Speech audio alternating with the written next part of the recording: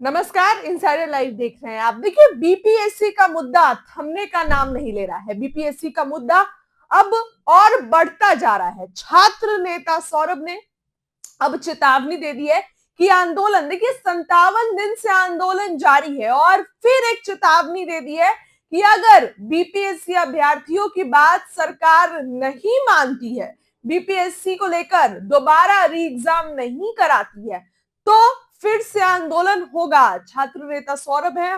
एक वीडियो जो है उनका आया है, वो भी आपको दिखाएंगे, लेकिन उसके पहले बता दें कि 13 दिसंबर को परीक्षा हुई थी 912 केंद्रों पर। एक केंद्र बापू परीक्षा केंद्र पर अगर जो बीपीएससी आयोग को अनियमितता लगी तो वहां पर 4 जनवरी को परीक्षा दोबारा आयोजित कराई गई। लेकिन छात्रों का कहना है कि सभी 911 केंद्रों पर परीक्षा दोबारा आयोजित होनी चाहिए और बीपीएससी कह चुका है कि परीक्षा दोबारा आयोजित नहीं होगी, चाहे कुछ भी कर ले।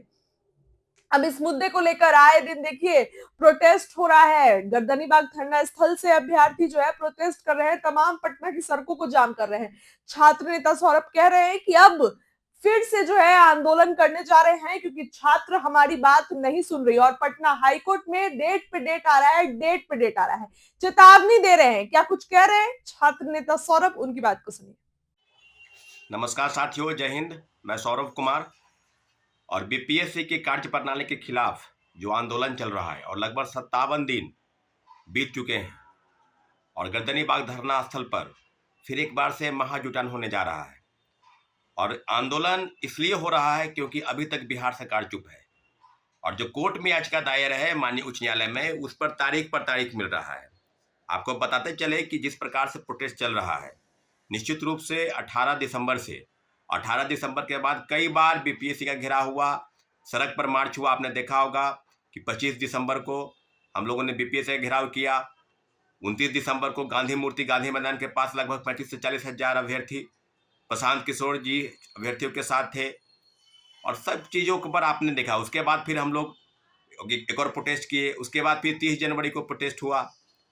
तो फिर आपने देखा होगा कि अभी तक सरकार के तरफ से कोई विशेष डेवलपमेंट नहीं आ रहा है नजर कि आखिर क्यों बीपीएससी की इस कार्य प्रणाली पर, जहां एक परीक्षा 2 पाली में आयोजित कराकर और कह रही है कि नॉर्मलाइजेशन लागू नहीं होगा, सामान्यकरण लागू नहीं होगा, और बीपीएससी के चेयरमैन रवि परवान मनु भाई सहित जो सेक्रेटरी है सत्यप्रकाश शर्मा और जो परीक्षा नियंत्रक सह परीक्षा नियंत्रक राजेश सिंह, तीनों लोग ऐसे हैं जो छात्रों के सवाल पर, मीडिया द्वारा पूछे गए सवाल पर टाल मटोल करते आए हैं।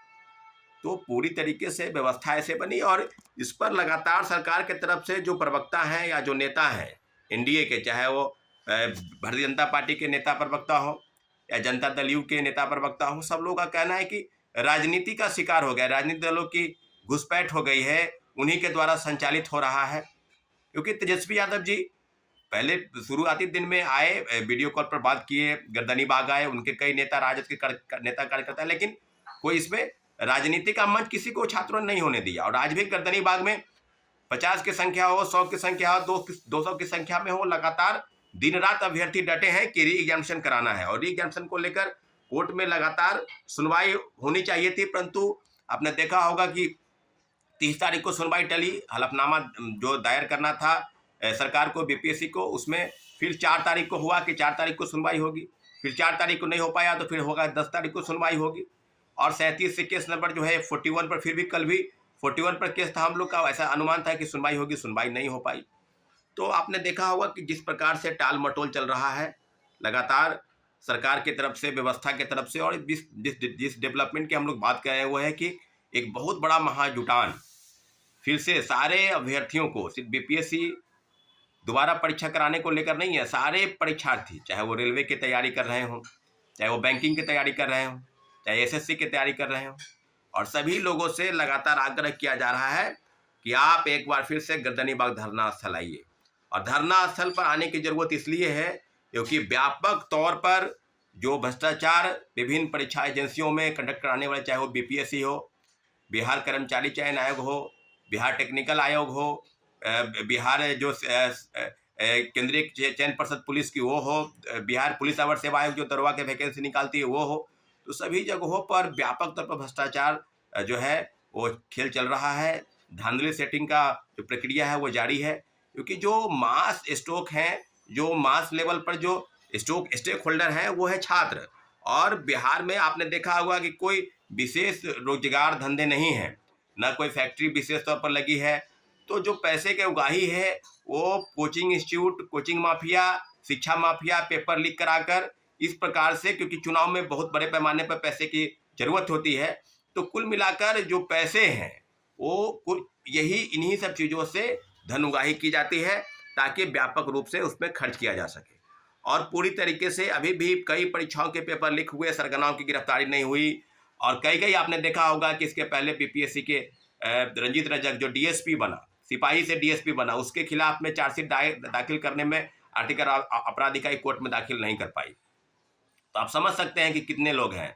संजीव मुखिया की अभी तक गिरफ्तारी नहीं हुई किंग की, तो संजीव मुखिया का भी कई मुखिया है, कई परीक्षाओं में धांधली सेटिंग करने वाले लोग हैं यहाँ पर। और जिस प्रकार से लाठीचार्ज हो रहा है इस प्रदेश में, जहाँ लोकतंत्र की बात की जा रही है कि लोकतंत्र है, सुशासन की सरकार है, अब लगातार मुख्यमंत्री जी प्रगति यात्रा पर विभिन्न जिलों के दौरे कर रहे हैं, तो फिर युवाओं को आप नाराज करके प्रगति नहीं कर सकते हैं। इसलिए आप जान लीजिए कि जो चीज़ें हो रही है, और तेजस्वी यादव से अभी आग्रह किया जा रहा है छात्र अभ्यर्थियों का कि आप आए थे ठीक है, लेकिन अब आपको आने की जरूरत नहीं है गर्दनी बाग, क्योंकि आप अभ्यर्थी समझ गए हैं कि आप क्या करना चाहते हैं। बात करते हैं बिहारी फर्स्ट की बात करने वाले चिराग पासवान, कभी गर्दनी बाग नहीं आए, बस मीडिया में सिर्फ बाइट देते रहे। आपसे अभ्यर्थी मिलने गए थे कि आप बात करें, मुख्यमंत्री जी से बात करें, आप कैबिनेट मंत्री हैं, लेकिन आप स्विट्जरलैंड की यात्रा कर रहे हैं।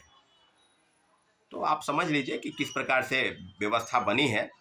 इसलिए सभी लोगों से, चाहे वो चिराग पासवान हो, चाहे तेजस्वी यादव हो, चाहे कोई भी राजनीतिक दल के नेता हो, उनको गर्दनी बाग आने की जरूरत नहीं है, क्योंकि हम लोग लगातार आपका स्वागत कर रहे थे, लेकिन आपने हम लोग के साथ छला है, अभ्यर्थियों के भावनाओं के साथ खिलवाड़ किया है।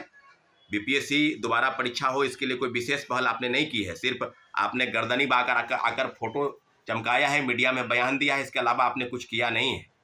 इसलिए सारे अभ्यर्थियों के तरफ से इन नेताओं को गर्दनी बाग धरना स्थल से दूर रखना। अगर आपको इतना ही अभ्यर्थियों का आपको हक है दिलाना है, तो आप विधायक के साथ आप विधानसभा में इस प्रश्न को उठाएं, आप बीपीएससी का घेराव करें, आप कहीं धरने पर बैठें, गर्दनी बाग में ही कहीं अलग धरने पर आप बैठें। लेकिन आपको ये करना नहीं है, क्योंकि आपको वोट चाहिए, आपको दिखावा चाहिए, आपको वो स्टंट पॉलिटिक्स है वो चाहिए। तो इन सब चीज़ों से अभ्यर्थियों ने सलाह दी रखी है कि आप इन सब चीज़ों से दूर रहें। इसलिए सभी अभ्यर्थी एकजुट हो जाएं और बहुत बड़ा आंदोलन जो है, महाआंदोलन, फिर से बीपीएससी रीएग्जामिनेशन की मांग को लेकर, चेयरमैन रवि परवार मनु भाई के इस्तीफे को लेकर पूरी तरीके से छात्र अभ्यर्थी एकजुट हो रहे हैं, और एकजुट होकर इस लड़ाई को लड़ना है। सभी भाइयों को, बहनों को धन्यवाद। जय हिंद।